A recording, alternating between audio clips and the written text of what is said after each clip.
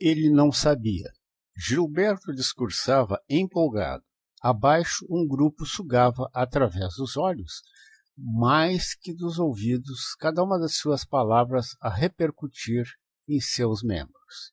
Era uma inflamada ode a Zumbi dos Palmares. O dia, 20 de novembro, fins do século XX. Gilberto enfeixava conceitos de que Zumbi representava o símbolo de luta por liberdade e seu exemplo, modelo de amor próprio para os afro-brasileiros. Contrapunha-se ao ideal redentor, Isabel, e ao treze-maísmo. Numa igreja batista, no sul dos Estados Unidos, um pastor instigava seu rebanho negro, dizendo: "E nunca soube", e ouvia de volta suas ovelhas a responder: "Ele nunca soube". Ocorreu na corte, Rio de Janeiro, a assinatura da Lei Áurea, o dia 13 de maio, fins do século atrasado. O avô de Gilberto era peão escravo nos campos de Belém Velho. Apanhava muito velho, de um amo dissimilar ao Casagrande. Então, era novembro, ainda 1888, e a surra se repetia como a chuva. Um mandado judicial, pedido de uma sociedade humanitária, fez cumprir a lei 13maísta. Gilberto pôde, então, com um passivo de 6 meses, parar de apanhar e ser livre. Janeiro de 2002. Terceiro da série. E ele sabia.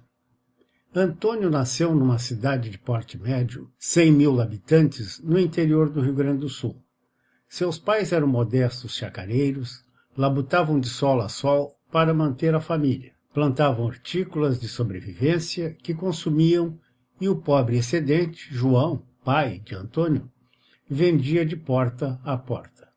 Havia também uma vaca leiteira que os abastecia de lacto para o consumo diário e o sobrante, Maria, mãe de Antônio, usava-o para amealhar alguma economia com a produção, primeiro, de manteiga e depois de queijo rústico. Também doces com ambrosia, que vendia igualmente para vizinhos mais abastados e mesmo no mercado principal da cidade.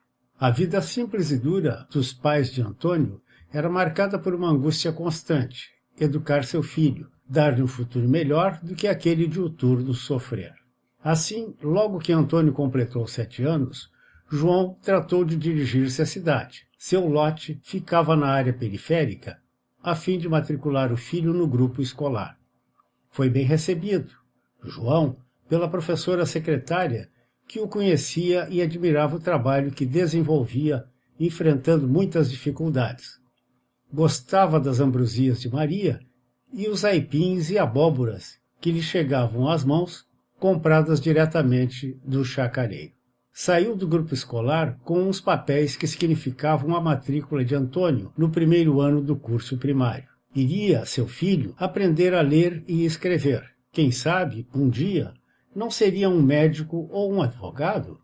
Fantasiou, na alegria do papel que tinha às mãos, um João feliz. E feliz mostrou o documento a Maria e para Antônio, recomendando a este que deveria se aplicar, estudando. Pai e mãe, disse, continuariam a trabalhar como sempre, e ele teria como único encargo estudar. E Antônio levou a sério o pedido de seu pai, às vésperas de seu ingresso no grupo escolar, para aprender o beabá. As aulas se iniciaram em março, o ano era 1940. Março fora um encantamento. É bem verdade que teve de ouvir chacotas dos meninos, seus colegas, zombando de sua pobre indumentária, aquela que as economias de João e Maria haviam conseguido juntar. Mas Antônio era inocente o bastante para ignorar, ou não entender, aleivosias de seus coleguinhas. Então chegou o mês de maio, véspera do 13 de maio. Comemorava-se o Dia da Abolição, reconhecimento cívico, forçado ou não, de uma efeméride nacional, a data em que Dona Isabel, princesa regente do Brasil Império, assinou a Lei Áurea, tornando marginal a escravidão. A professora, Gentil jovem que era admiradora de Joãos, quem sabe, resolveu fazer uma modesta encenação teatral, tendo como atores os meninos do primário. Haveria um engenho de açúcar, com talos de cana recolhidos pela entusiasmada mestra, haveria o fazendeiro, haveria um desenho, também obra da professora, de uma casa grande, e haveria um escravo. Antônio tornou-se, por decorrência da encenação do 13 de maio, para os meninos de sua turma, a imagem rediviva do escravo, e desse desconforto não se livrou ao longo dos anos. Foi forte o bastante para enfrentar, com galhardia, cabeça em pé, outros muitos 13 de maio. Mas a data nunca lhe foi confortável. Remetia-o a charqueadas de humilhação inominável, não mais existentes, mas com seu cheiro histórico ainda no ar, vindo do município vizinho ao seu, a grande cidade de Pelotas.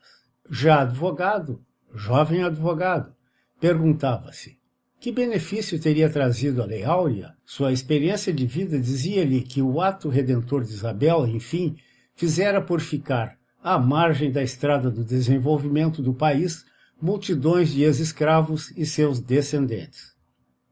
Veria ele próprio, quando adolescente, morador de uma pensão, República de Estudantes em Porto Alegre, a capital do estado, esses filhos dos libertos em empregos humildes. Poucos, como ele próprio, vencidas enormes barreiras, frequentavam escolas de ensino médio ou cursos profissionalizantes. Nos seus momentos de reclusão, no modesto quarto da pensão, enquanto lia tudo que lhe caía às mãos da literatura brasileira, uma indagação era constante. Ao invés da reverência anual à princesa Isabel, no 13 de maio, não teríamos na história da raça negra um verdadeiro símbolo para venerar? Num município, também próximo a Pelotas, havia um outro menino. Da mesma forma, havia um homem velho, chamavam-no todas as crianças, independentemente de serem ou não realmente filhos de um dos filhos desse homem, vovô. Fortunato, o velho, naquele momento, contava uma história para o menino, de nome Olivier.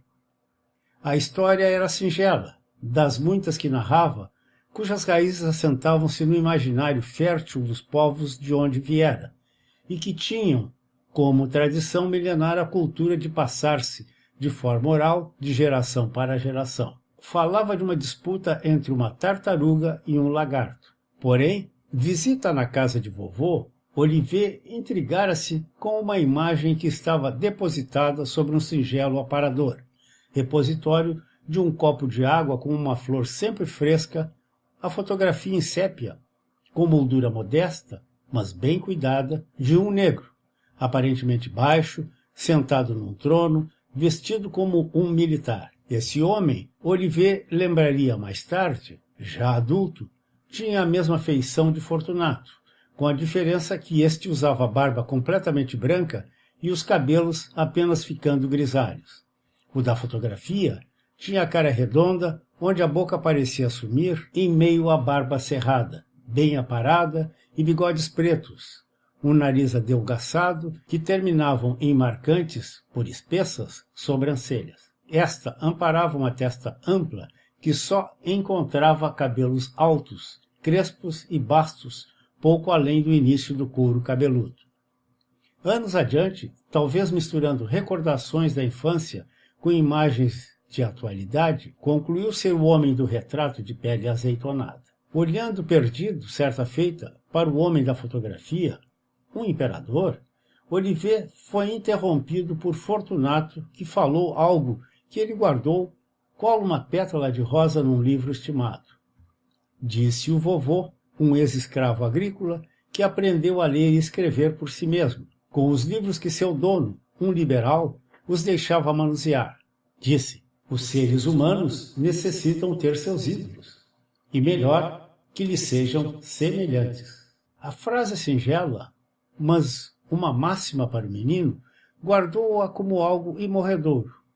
Os anos se passaram, Olivier, como Antônio, foi para a capital e estudou. Deixou longe no interior, local que, como a terra de Antônio, ainda exalava o cheiro triste das inomináveis charqueadas.